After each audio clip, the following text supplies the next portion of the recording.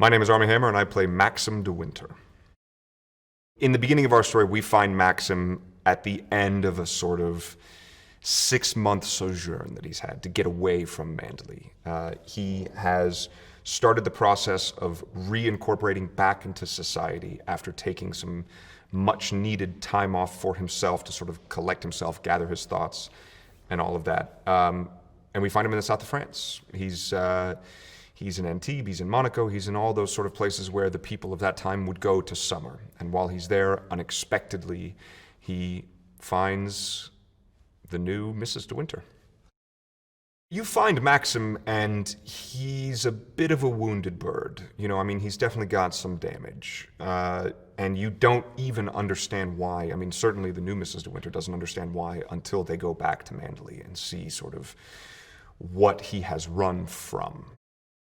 The new Mrs. DeWinter is a new chance. It's a new lease on life. It's a breath of fresh air.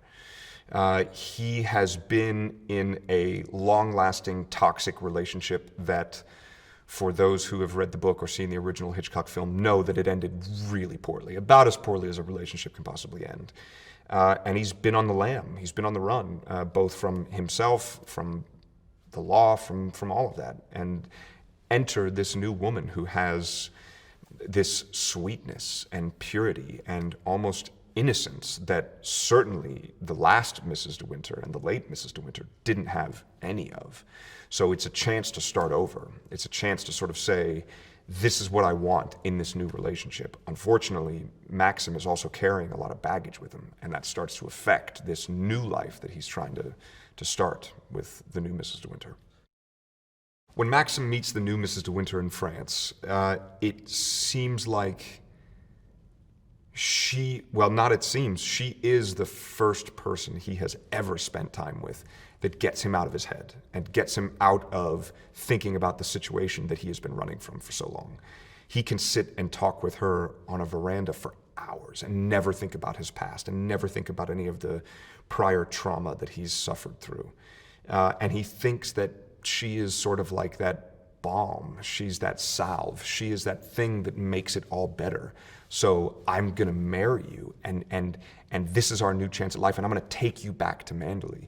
And she is, in and of herself, that salve to make those wounds feel better. But the problem is, you go back to the site of the original trauma, and no matter how strong of a sort of balm she's able to be, she can't cover the wounds. There's still a lot of triage necessary for Maxim to get over everything that's happened. And he thought that she was strong enough a force to do that. And you quickly realize that he's going back to a haunted house, albeit there's no actual ghosts there, but it's haunted by memories, and she's just not quite enough to cover up all the memories that he's been running from. It's a very funny dynamic between Maxim and Mrs. Danvers, because Mrs. Danvers originally came with Rebecca, his prior wife. She had been with Rebecca since she was a child, and Rebecca really ran the house. She called all the shots. She, in the most sort of graphic and belittling ways towards Maxim, and it was always Rebecca and Mrs. Danvers as a team. So now Rebecca is out of the picture, but Mrs. Danvers still has some of that power.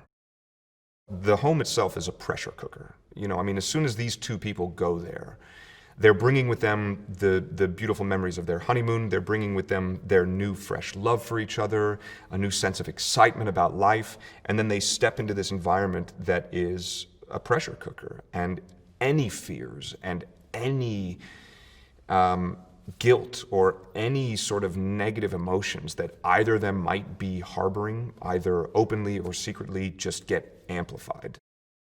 The original source material very much is supposed to feel like a ghost story. It is a ghost story. It's just not a supernatural ghost story. There is not a disembodied head of Rebecca floating around the house scaring people. There's not, shadows moving around. Obviously, as the new Mrs. DeWinter is coming into the house, she's having to deal with her own sort of presuppositions of what's going on and dealing with the reality of it as well. But this is a ghost story that is much more humanized. The concept of gaslighting has gotten a lot of attention lately, and rightfully so. I mean, this is something that's not new by any stretch of the imagination. People have always been making their adversaries try to look crazy in order to sort of neutralize whatever sort of pull or effect they might have. And in this one, you see that quite a bit, whether it be Danvers gaslighting the new Mrs. DeWinter, someone gaslighting Maxim gaslighting someone. I mean, it's interestingly a story of so many independent people who have a hard time understanding the point of view of the other people. I mean, very few people in the story understand the perspective of Mrs. Danvers, and the same with the new Mrs. DeWinter, and the same with Maxim. I love working with Ben.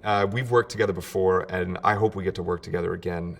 He's just such a fun director to work with because he's very, very, very good at what he does. He is very efficient as a director, but also he doesn't take it too seriously in a sort of stifling way. I mean, obviously he takes what he does very seriously, but not in a way where you're just like, dude, get over yourself.